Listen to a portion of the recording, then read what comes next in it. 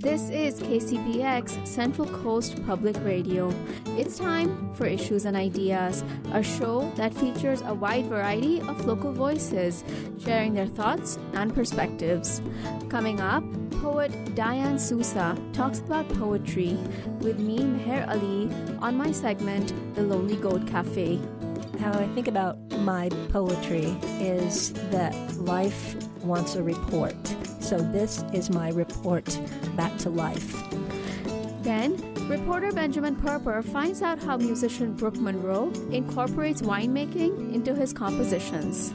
It's a wild concept, turning wine into music, but to me it felt like it had to be done because I don't know many composers who are also full-time in the wine industry. These stories and more coming up on Issues and Ideas. Good afternoon, it's Monday, July 28th, 2025. I'm Meher Ali. Let's start with Father Ian's Playing with Food. Would you eat algae? Would you use it as an ingredient in your daily cooking? It might sound disgusting, but you have probably already eaten algae the last time you were in a Japanese restaurant. There are 4 types of edible algae: seaweed, like nori and wakame, sea moss, chlorella, a single-celled green algae that lives in fresh water, and spirulina, a blue-green algae that can be digested by the human body in its whole form. Spirulina has been a food source for millennia. It's been a popular supplement in the U.S. for decades, and it's being produced right here on the Central Coast. So the Playing with Food team trekked to southern Slough County to discover this treat. My name is Dale Solomon, and I am an algae farmer. This is Oasia Farms. This is spirulina, also known as Arthrospira platensis, and it is a blue-green algae. Spirulina is an amazing health food. It's a complete food, which means you could eat nothing but spirulina and get all of the protein, carbohydrates, healthy fats, omega-3s, vitamins, everything that your body needs, and it would be enough for you to subsist on. We're here at Greenhouse 1, and this is our brand new, beautiful culture that we're scaling up. This is our new pond. We're basically scaling this up, getting it ready so that we can eventually harvest it. If you scoop in a little handful here, you'll see it's a microscopic organism. So can you kind of see those little grains of sand there? Yeah. So that's the spirulina. And what we're going to be doing when we harvest is actually filtering out those teeny tiny little specks. And eventually it'll form a mat of spirulina. It'll look like green yogurt almost. We take that product, we press it, we cool it, we package it, and that is the final product that we consume on Harvestly and Farmers Market. We're in a polytunnel, basically, and there's this pool that runs the length of it, and it looks like a lap pool, and the paddle wheel is keeping it moving, but at the other end that we can't get to, it looks like it's open. So it looks like a down and return kind of thing. That's right. It's a giant loop or an oval shape that just goes back and forth, around and around. There's a center wall in the middle dividing it, but it's just a giant racetrack type shape where the water can flow around and around in a circle. Where does the algae originally come from?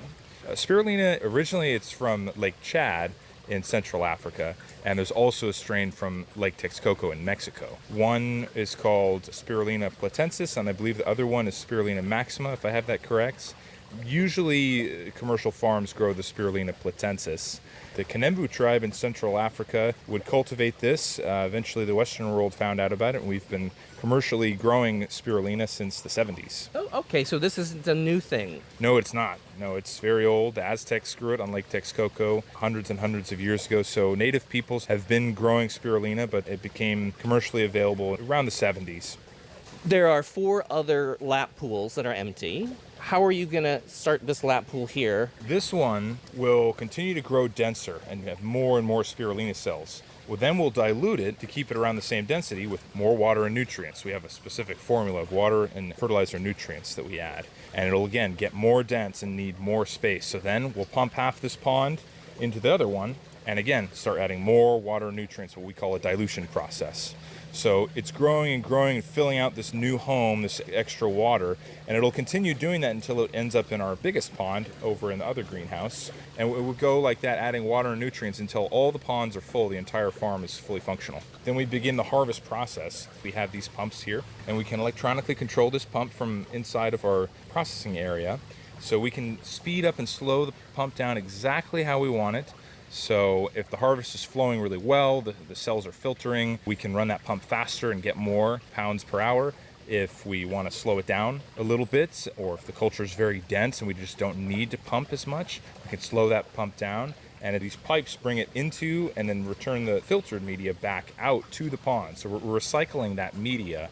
And every single day we're just trimming back the pond, harvesting it, and pumping that plain water and fertilizer mix without the spirulina back to the pond. Is this kind of like a sourdough starter where you bought an original jar of spirulina and then just grew it and you're always adding more sourdough and letting it grow out? That's exactly right. It's a culture.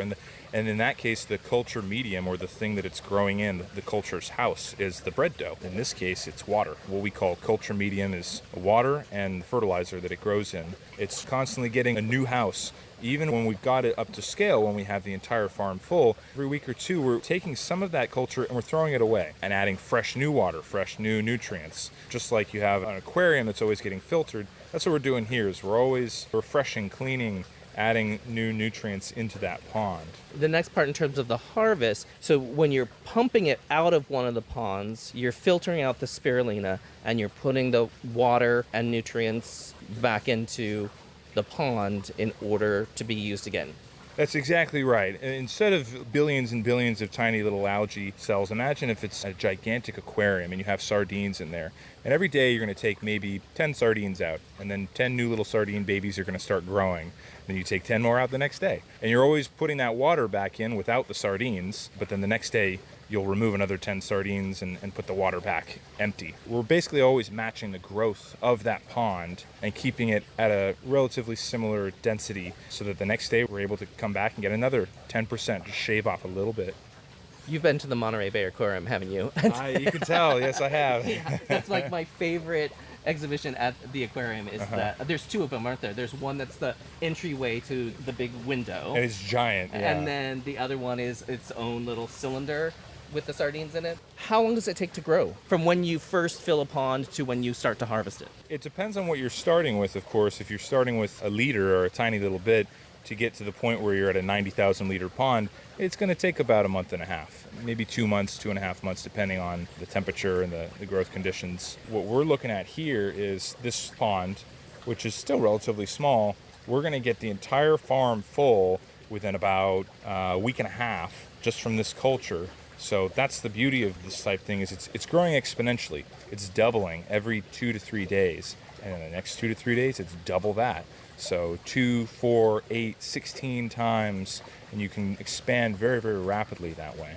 Is this the only pond that has anything in it right now? No, there's another one. It's an older culture that we're getting ready to dump out.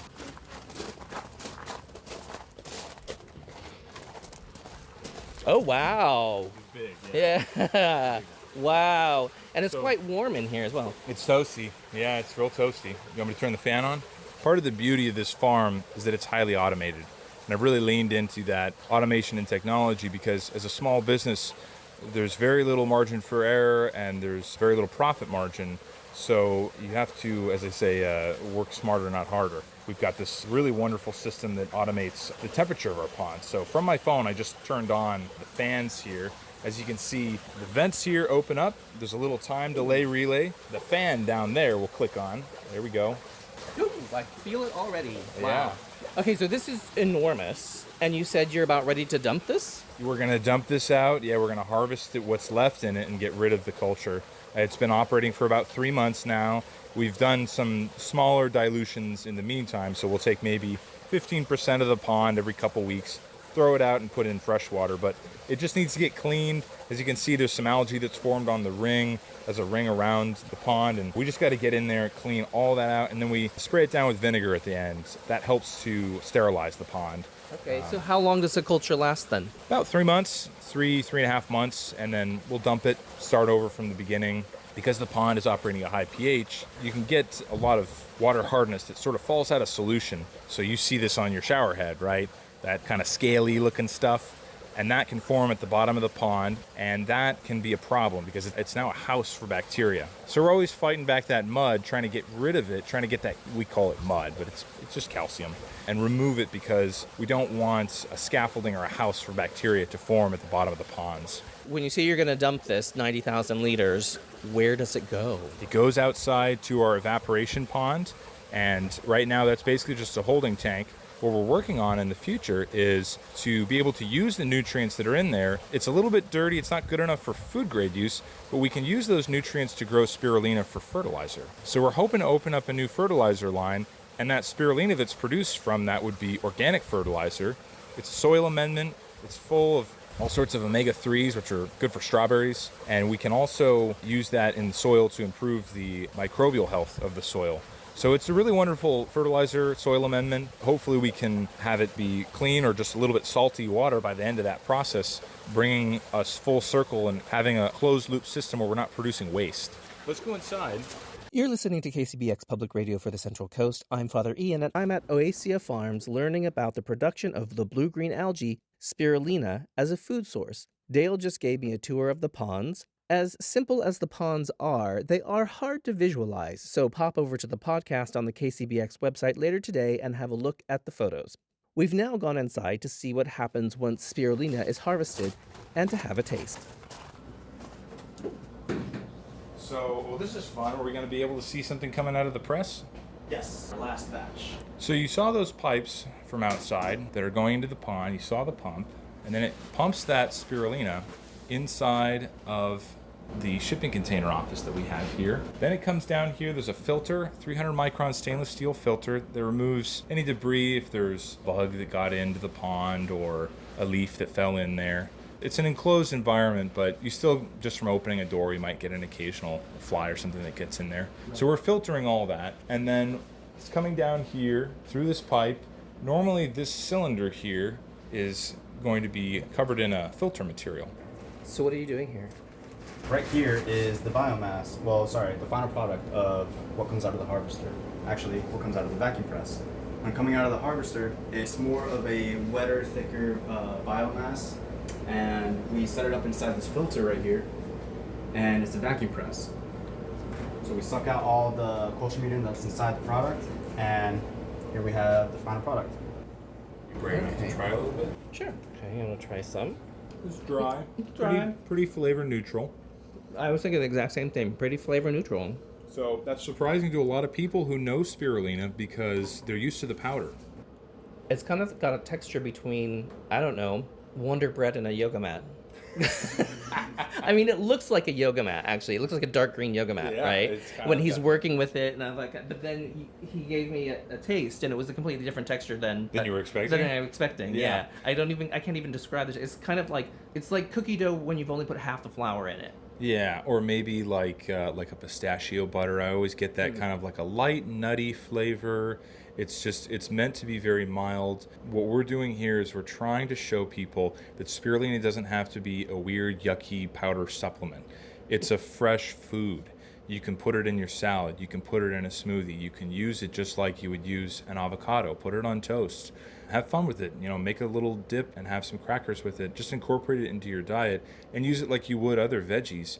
It doesn't have to be a supplement, and it definitely doesn't have to be smelly. You have it in a plastic tub now. How much is that? Right here we have 3,826 grams. Okay. And I can separate it in another container so I can properly place it inside an ice bath so it can get down the temperature and we can pack it. And you're going to pack it just like that? In this form, yes. Yeah. Correct. Once you package it, you're packaging it for sale. We do have a number of different packaging solutions. So for some of our customers, they're getting it wholesale, and they're going to want to take it and put it in their own packaging. Maybe they're using it as an ingredient in, say, a juice. And then we also have our own products that are going into, say, a jar that's being sold at Harvestly or at Farmers Market. We have a frozen product line. So there's a number of different ways that we package this, but this is the main ingredient in all of them. The only one that's not pure spirulina is sometimes when we're freezing it, we do have to add a little water to get it to flow into either our mold or through our packaging machine. But it's all just spirulina here. I missed the harvest, and you said this is the last press. Was that from this morning's harvest? Yes, this is from this morning's harvest. Okay, and that's 3.8 kilograms or 8 pounds. How much did you get from the harvest this morning? Today's goal was actually 40 pounds. What are some of the issues that you can have with growing spirulina? Some of the issues with growing spirulina are managing the genome of the spirulina. So if you think about harvesting a product like this, it's basically the opposite of Darwinism, which is that the fittest survive, right? The best, the biggest, the strongest animals and plants, those are the ones that go on to live. Well, that's the opposite here. The ones that are the biggest, most robust, best cells, those are the ones that are getting harvested. And if there's a weak, scrawny little cell, it might just slip right through the filter. And over time, what you find is that the culture gets more and more difficult to harvest because of those 1 or 2 cells every single time slipping through. And those are the ones that go to repopulate in the pond. So we're always looking for a new culture to scale up every few months and repopulate the pond. If we didn't do that, our job would quickly become insufferable. It would become very, very difficult. Where do you get your new culture? There's a company down in San Diego. They go in with a microscope and they'll actually identify 1 or 2 single cells that they like. They'll isolate them and scale that up. And that kind of lab work is just not something that we don't have the equipment and the manpower to do that. But we get our new culture from them, and it's always worked fantastic. You said the different types of products. What is like the distribution of Oasia? I would say that it's probably about 75% wholesale, maybe even more. We do have a small amount of online sales, so that's something we're actually looking to grow, and we can ship currently all throughout the U.S., all 50 states. That's something that I'm hoping to grow in time.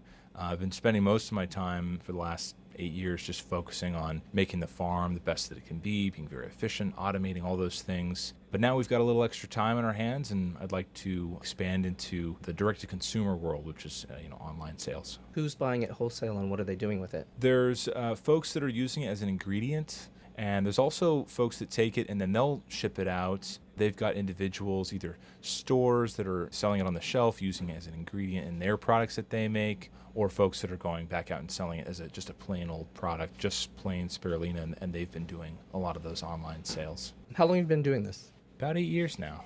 What got you interested in this? So originally I found out about the algae world when I was in college. I was in an environmental club, and I just found it fascinating. There's someone that presented about algae as a fuel source, biofuels. And I looked into that. It didn't seem like there weren't any companies that were doing it successfully. Not that the technology doesn't exist, but that they weren't able to compete with fossil fuels economically. And so the business model failed. But I still thought that there was a really great opportunity in the industry to fight climate change, to reduce emissions, find a more sustainable way to do things. It ended up being an agriculture industry, not an energy industry. In agriculture, we use diesel tractors and trucks. We have large pieces of equipment, and we also are damaging the land.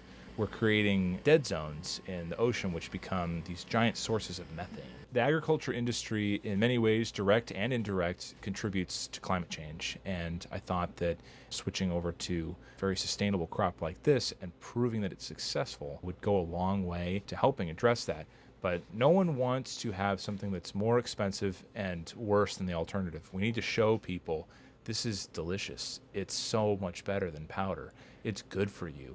It's great for the planet. And right now, it is a premium product. But as we grow and scale, my dream is to make this affordable to anyone and have it be on shelves in grocery stores all over the country. I know we can do that if the company can grow big enough and have economies of scale. This is KCBX Public Radio for the Central Coast. I'm Father Ian, and I'm on a spirulina farm learning about the benefits of spirulina as a food source. We've seen the ponds, we've seen the final product, we've tasted it. Let's find out what you can do with it. So you're going to actually get an exciting look into one of our newest products. This is our pods. Remember I mentioned to you earlier that there's certain products that we add water to. This is one of them. We get it to flow through this machine that you see here.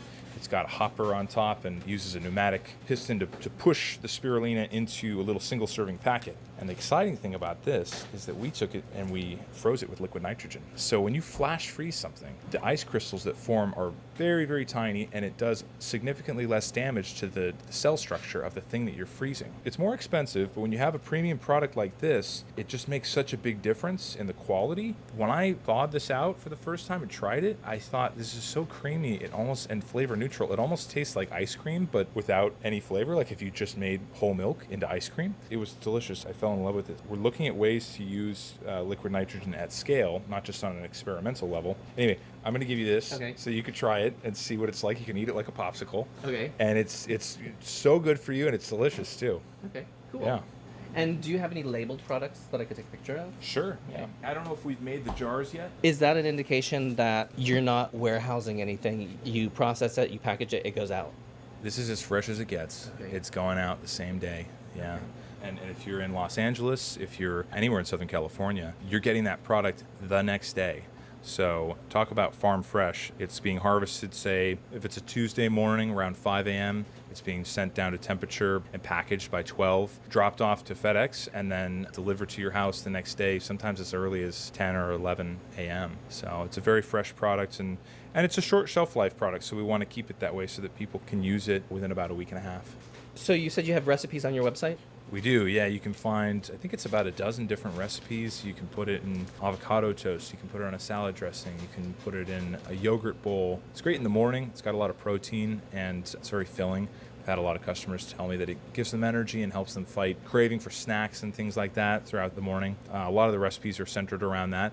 But you can also use it in a dinner dish as well. There's a lovely cilantro salad dressing. My girlfriend makes that. It's probably my favorite thing that we make with spirulina. And also coconut is delicious. Coconut water with spirulina is fantastic. Okay, I'll look into some of those recipes to see what I can do with this. Yeah. Yeah. I don't know that that'll make it home, but you could try. I would probably recommend eating that today. Okay. Whenever I meet with people, they always have 4 questions. How do I use it? How long does it last? What's the price? And how much do I take? I did have that question, like, what is the limit, and are there any side effects? I did a show on all things fermented. There's this coconut yogurt, and it comes in pint jars. I took a scoop. After I tasted it was when he was telling me you only need like a tablespoon a day. If you ate a whole jar of this, you'd probably be on the toilet all day. And I was like, well, I'm glad you told me before I had any more. There shouldn't be any side effects. I mean, I guess with anything, you could drink too much water and that could kill you. So, like, it does have a lot of protein. I wouldn't go eating pounds and pounds of it in a day. Okay. That might be a little too much for your kidneys. But no, it's a food just like any other. So if you like kale, if you like avocados, go ahead and eat a bunch of them, you know? If you like spirulina and you're enjoying the health benefits of it, you can feel the difference in your body. There's no reason why you can't have 4, 5, 6 tablespoons in a day, although generally we recommend anywhere from a teaspoon to a tablespoon to start. That's enough where you'll feel the health benefits of it. Okay, that's good to know. There's a company that uses our product called Minglelicious, something like that on Instagram. And they make this product, I'm pretty sure it's the coconut meat and the coconut water, and they puree it. So it has this really nice, thick, like a smoothie kind of consistency. Delicious. I think they're Thailand coconuts, so they have a little sweetness to them. And then they mix the spirulina in. I think they kind of like twirl the spoon as they're putting it in, so it gets this like beautiful marbled, deep green and white color. It's the most delicious, beautiful looking product. If you guys are in Santa Barbara or Ventura area, they're in farmers markets all throughout there. They kind of turned me on to the coconut spirulina mix. What a fascinating farm right here on the Central Coast. I took my little sachet of spirulina home and I did what Dale suggested. I added it to foods. I made guacamole and just squirted about a teaspoon of spirulina into it. I've never seen such green guacamole. If you check out the photos on the podcast site, you'll understand what I mean. I topped some fruit with it as well. Because it's flavor neutral, it didn't really change the flavor. I knew, though, that I was adding protein and nutrients to my diet. I didn't have enough over a long enough period of time to notice a change in my health, but it definitely was a positive experience. If you're looking for a food that has everything you've ever wanted, well, except dairy fat, then check out spirulina. A clinical study that is posted to the National Library of Medicine clearly sets it on the opposite side of the spectrum to those health supplements that you get at the dollar store. The research article by Karkos, Long, Karkos, Sijavi, and Asimakopoulos states, spirulina refers to the dried biomass of Arthrospira plantisis, an oxygenic photosynthetic bacterium found worldwide in fresh and marine waters. This alga represents an important staple diet in humans and has been used as a source of protein and vitamin supplement in humans without any significant side effects. Some highlights are that it can have up to 70% protein, and many toxicological studies have proven it safe. But the most exciting aspect of spirulina is not in the pond or in the paper. It's in the heavens. The abstract to the paper begins with, spirulina is a blue-green alga that became famous after it was successfully used by NASA as a dietary supplement for astronauts on space missions. Spirulina, food for infinity and beyond. This is KCBX Public Radio for the Central Coast. I'm Father Ian, and I'm playing with food. This is Issues and Ideas on KCBX, public radio for the Central Coast. Up next is the Lonely Goat Cafe. My guest today is poet and activist Dian Sousa.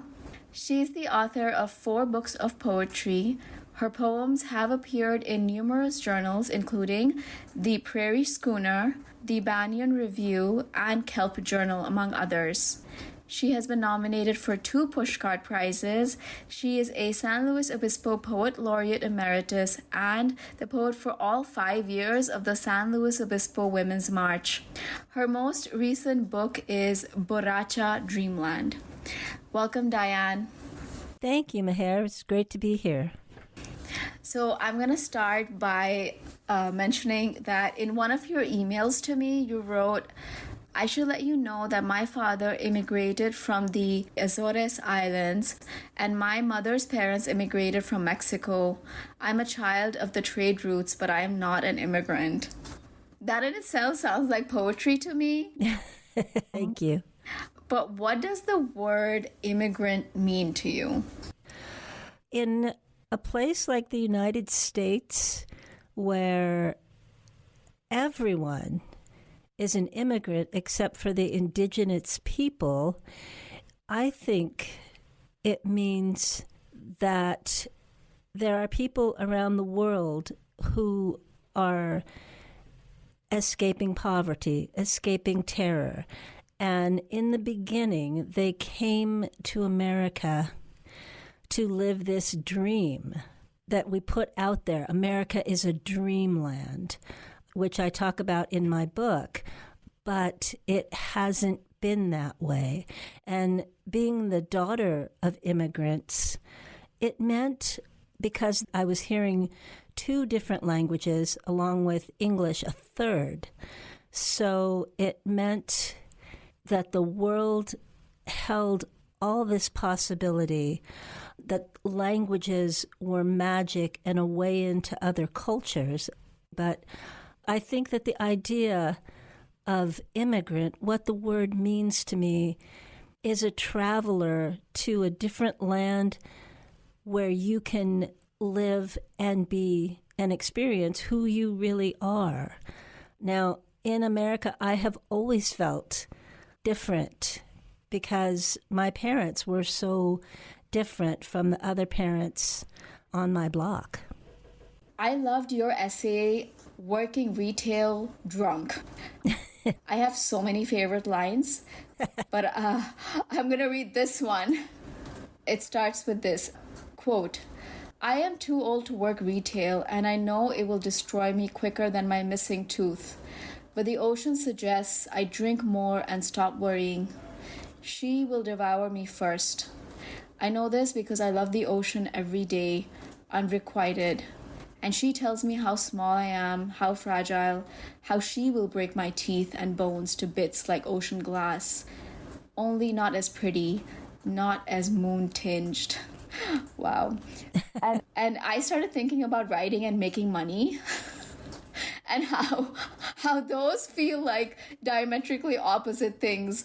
So, Dian, can you share your thoughts on writing and working, but working in a capitalistic society? Does one write poetry or does one do a course on AI? No, one does not do a course on AI. AI is out to kill us and rot our brains. You know, when I was in college, I got my degree in English, and then I thought, well, I'll be a teacher, and I can write during the summer. But, you know, if I wanted to be a great teacher, I would give that all of my time. And I knew that one just can't write in the summer because summer has too many offerings. You know, it's sunny and warm and the water's warm. So I decided, which was a terrible idea, to just work basically terrible jobs so that it would not interfere with my writing. And unfortunately, my writing style that I am made to do is poetry, which really doesn't pay very much, maybe $48 every 6 months. I don't know. But yeah, it is absolutely capitalism's fault. In Ireland, they subsidize their poets and their artists. America, maybe it's made for a grand poetry like Whitman and Bob Dylan and Joni Mitchell and all the great poets, but Theodore Rothke, but it isn't for your everyday people unless you go into academics, and I didn't want to become an academic because I think it would hurt the freeness of my writing. I mean, nothing against academics. I love my academic friends, but I think that it would have hurt me. I think that it would have weighed on my poetry because when I'm writing, I am completely free and there's no expectations and I don't have to publish. I don't have to do anything. So work stupid jobs and write as much poetry as I can. You are Portuguese American. I read some of your poems and it feels like you have a strong connection to the sea. Does it serve as an important connection to your Portuguese roots, or can you share what the experience is like for you when you may perhaps be feeling alienated or isolated and trying to connect with your ancestors or a community? Absolutely. So I have always, as long as I can remember, what my family did as a family was go to the ocean. My father, the Azores is 1,000 miles out at sea. And my mother also loved the beach and the ocean. And we would go clam digging down in Long Beach. And also I learned to surf. And surfing is a whole another community. My whole family surfs. But just to be in the ocean, you are so small, and the ocean is such a power. And sometimes it's almost like she accepts you, and other times it's like she's just going to spit you out. Just get out of here. You cannot take my power today. You cannot withstand my power today. But if ever there is a cure for loneliness, it is absolutely the ocean, because you are completely immersed. She cradles you. She rocks you. And yeah, there's no substitute. I was just talking to a friend the other day, and we were both kind of ailing, and I said, well, I went and dipped in, got the healing. So yeah, always mother, mother, mother ocean. I'm actually scared of the sea, but I love looking at it. I love looking at it with longing. Like, can you not drown me? Then I will go in. But because I'm from a landlocked place here. You're smart to be afraid of the ocean.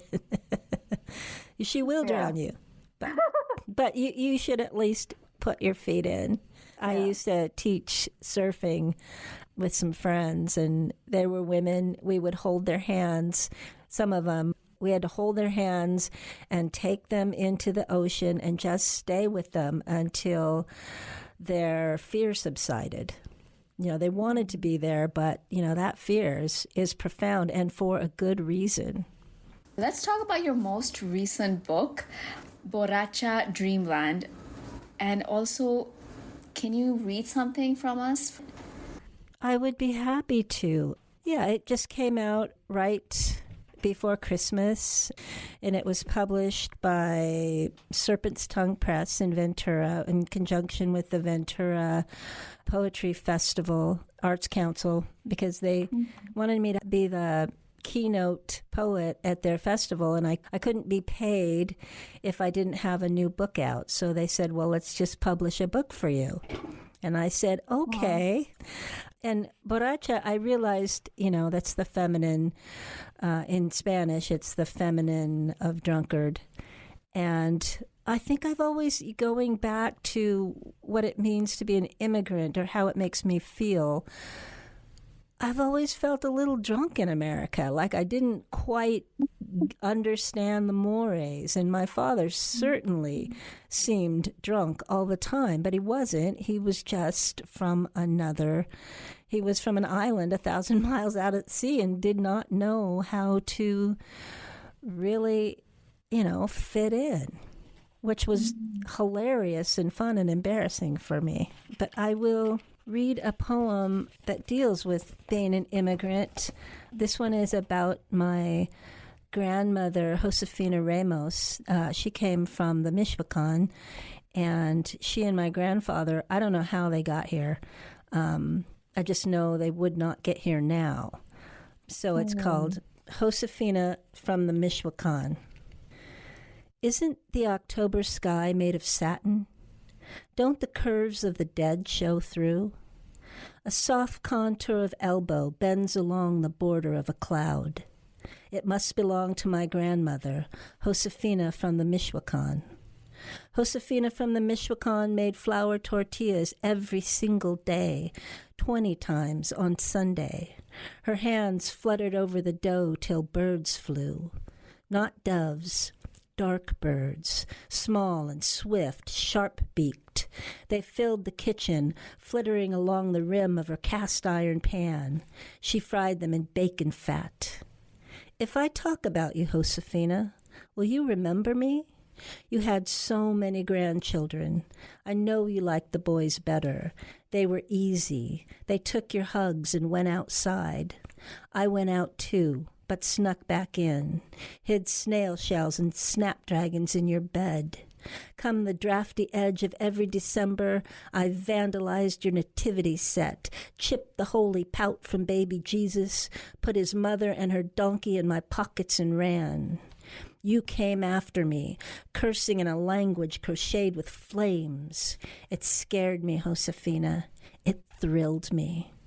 Josefina, I grew up to speak English like a machete, like a curandera, like a locksmith. I know word to open the mouth of every domestic god.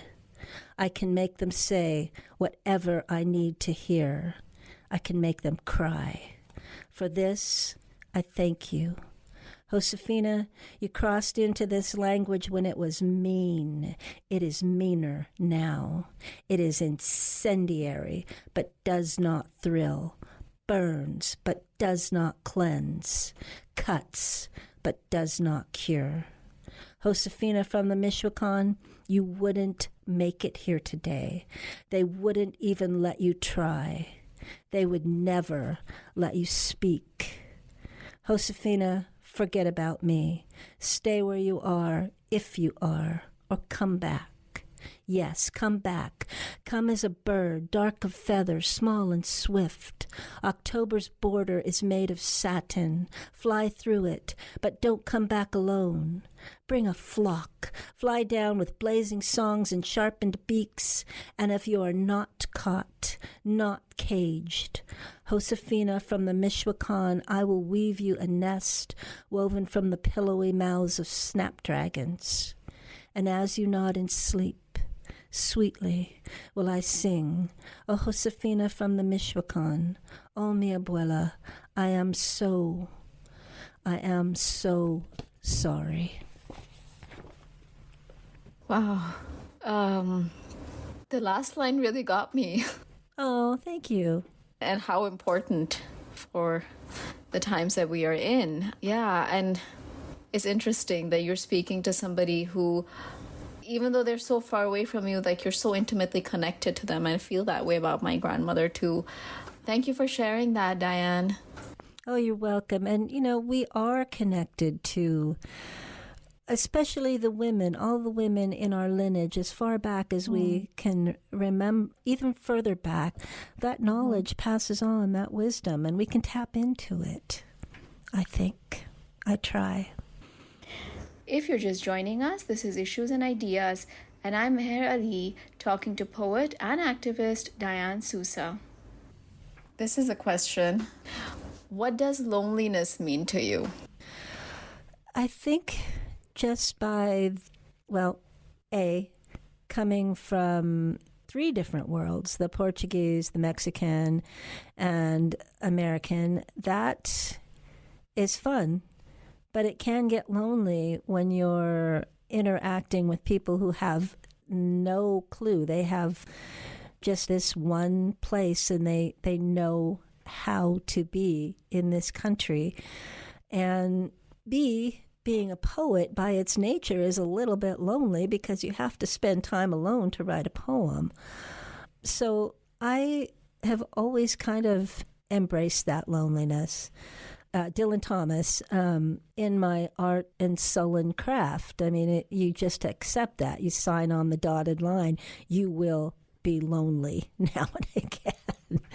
But, to be there alone writing a poem, time goes away and you're not really here and you're just in a different space. Art does that. That's why it's so great. Art, I think, is the antidote to loneliness. It's the cause, one of the causes and one of the antidotes. And you just have to accept that.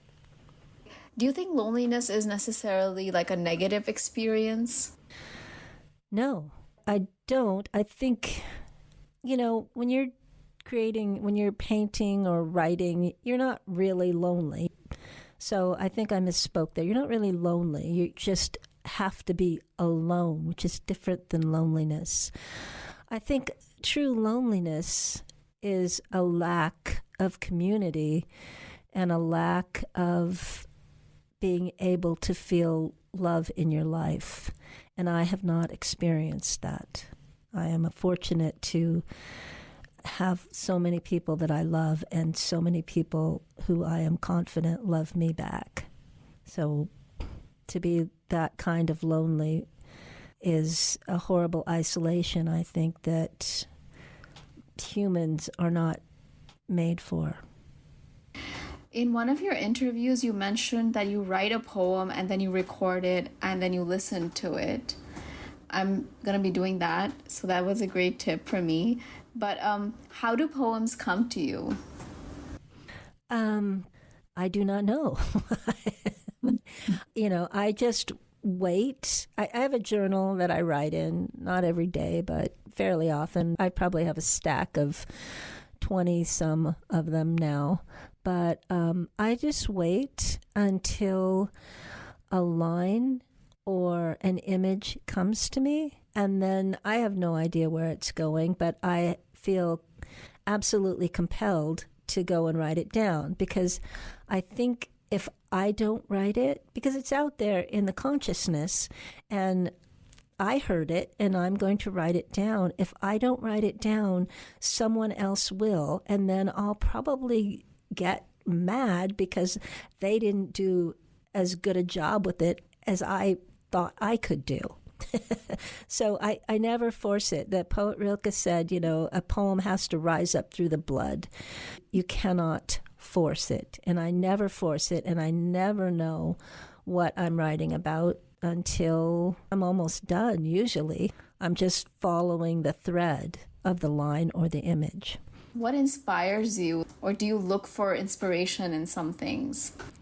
I don't consciously look for inspiration. I think the world is such a large and magical place, and nature is so profound, and I don't look for it, but I keep my mind open to it. I keep my eyes open.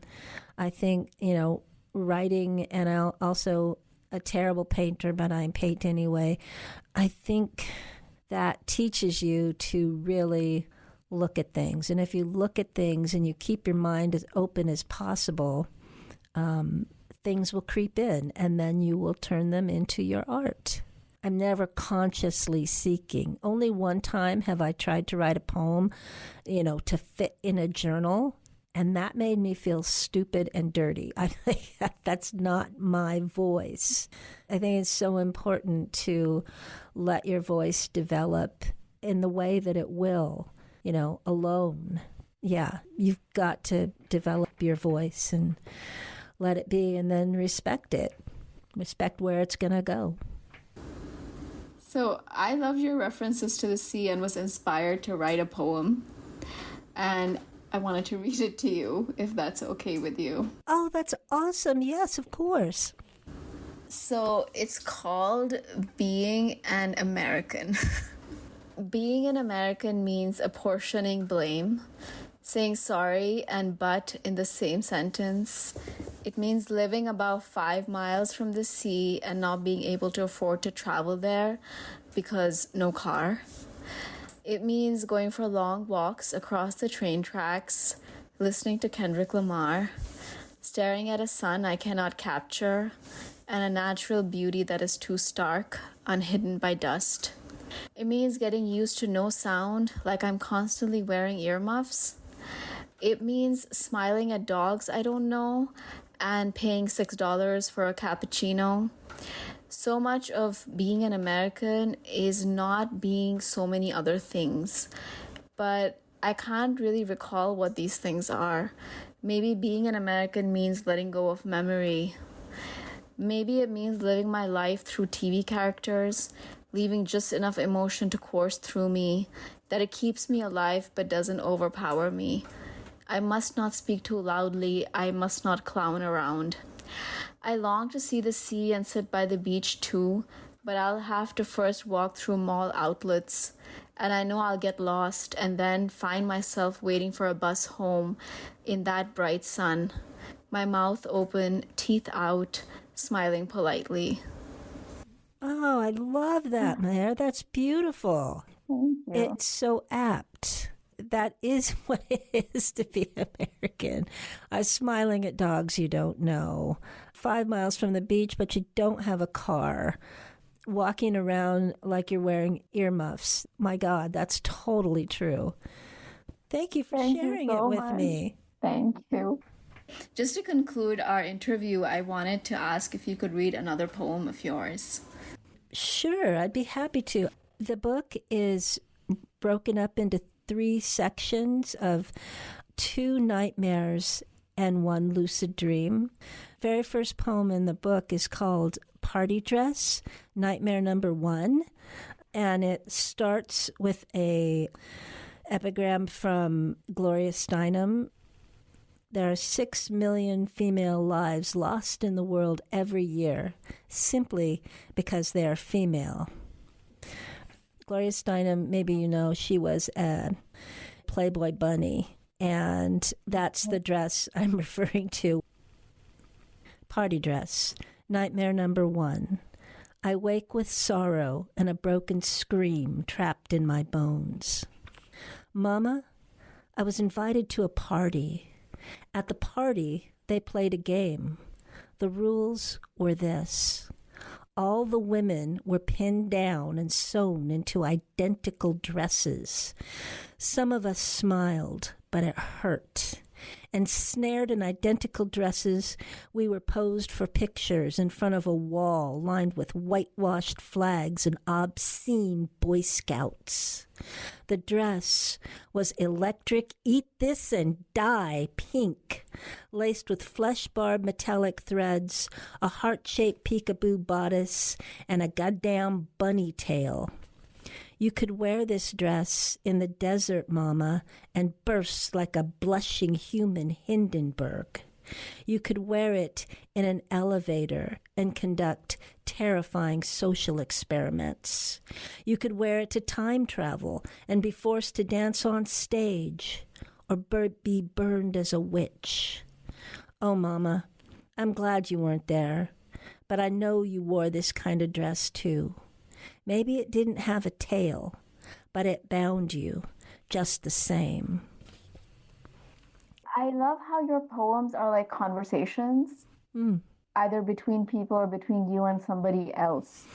And it's like you're in your mind, you're having this conversation and you're sharing both the things that occur to you, but also like what the other person may say or is saying. Yeah, maybe. I mean, it's my conversation with the world. How I think about my poetry is that we're here on this plane and life wants a report. So this is my report back to life, to the luminous consciousness, wherever we came from.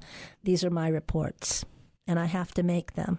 So I think that's who the conversation is with. Thank you so much, Diane, for joining us at the Lonely Goat Cafe. Thank you, Meher. It was wonderful meeting you and hearing your poetry, and I can't wait to meet you in person and take you to the ocean. I have a car. Oh. That was poet and activist Dian Sousa speaking with me, Meher Ali, on the Lonely Goat Cafe for Issues and Ideas. This is KCBX Public Radio for the Central Coast. Next, a story about the Central Coast from the archives of the California Report. A composer and winemaker from Edna Valley speaks with reporter Benjamin Purper about creating music that draws on the sounds of a vineyard. It's a foggy morning at a small, family-owned winery called Claiborne and Churchill in San Luis Obispo's Edna Valley, one of the Central Coast's most iconic wine destinations. It's 8 a.m. before anyone shows up to the winery, and for composer and winemaker Brook Monroe, that's the perfect time to tune in to the sounds of the vineyard. This is our Riesling vineyard here, and if we get quiet... He's standing perfectly still, listening to a chorus of birds and insects. You know, there's an ecosystem out there. That's quite fascinating. This is what Brook spent many months doing, walking through this vineyard and recording these sounds. He's been a manager at Claiborne and Churchill for more than 15 years, so he knows this vineyard intimately. He's also a lifelong musician. He's toured with a rock band called The Mighty Fine and scored several indie films. In 2021, he set out to create his first solo project, one that combined his love of winemaking with his love of music. It's a wild concept, turning wine into music, but to me, I felt like it had to be done because I am in a very unique situation. I don't know many composers who are also like full-time in the wine industry. Over the course of 2 years and 2 harvests, he created his debut solo album, Harvest in 12 Parts. The artistry of winemaking and music making are quite similar. There's a lot of inputs and a lot of variables that are controlled and some that are not controlled, but at the end of the day, whether it's sipping a glass of wine or putting headphones on and taking a listen to something, you know, there's so much that goes into that. Creating music out of vineyard sounds required a unique approach. Brook had to find sounds he could record, put into his music software, and manipulate. One day, he was walking through the grapevines, and the trellis wire supporting them gave him an idea. I'd pull on this wire, and the wire would screech against the rust here, and a really ear-piercing sound. And it sounded horrible, but there was a fundamental pitch to it. I recorded it on my phone, but rather than recording in real time, I recorded it in slow motion. And in doing so, all that playback, because it slows down, it also pitches down. And so now, when it pitches down 2 or 3 octaves, now you have a fundamental tone that actually has this cool, like, simple, compelling sound that it's actually the first tone that you hear on the first track, Jubileum.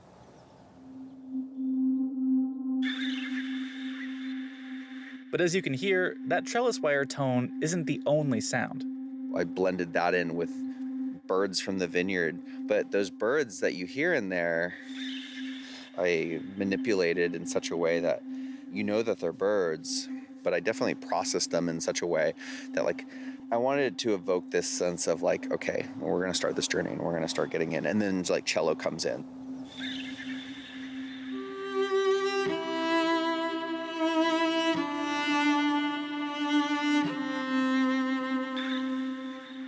That combination of traditional instruments and digitally processed vineyard sounds makes up most of the album. But it's often hard to tell the difference between the two. That's because Brook basically made those sounds into instruments.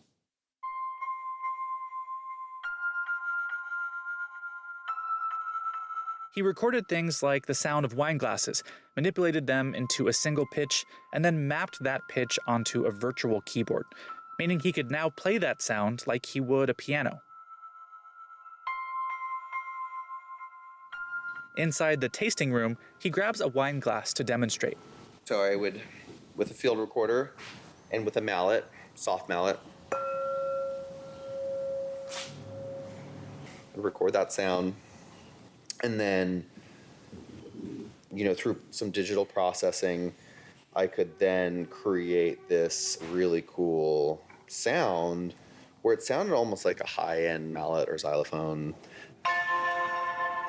almost like a toy piano.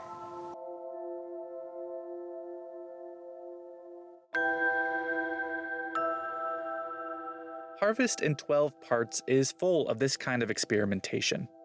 Brook takes me to a giant metal storage tank, opens it up, and does this.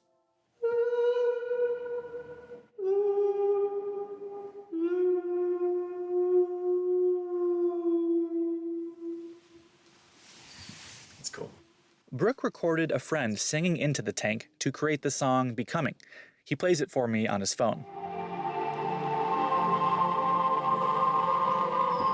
That's all Kate's voice. Really? Mm-hmm.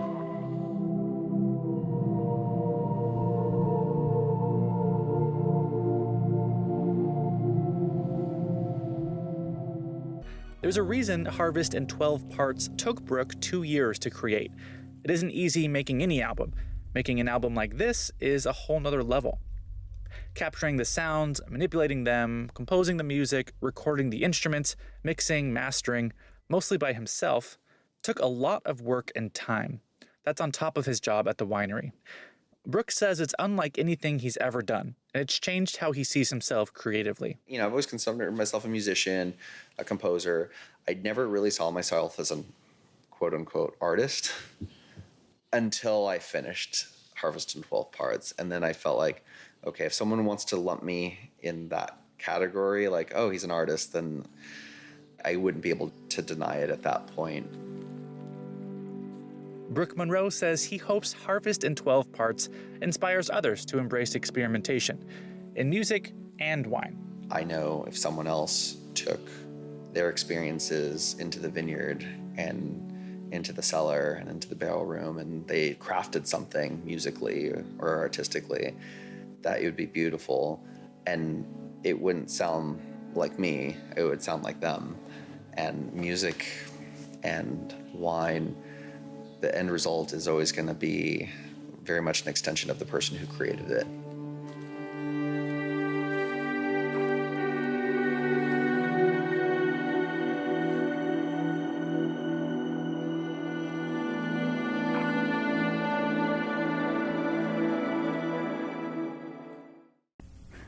That was reporter Benjamin Purper's story on composer and winemaker Brook Monroe. You've been listening to Issues and Ideas on KCBX, public radio for the Central Coast. Gary Eister composed our theme music. A special thanks to all our guests and contributors this week. I'm Meher Ali. Join us each Monday from 1 to 2 in the afternoon for more local stories. You can head to our website to learn more about what you heard today or to listen to past segments at kcbx.org.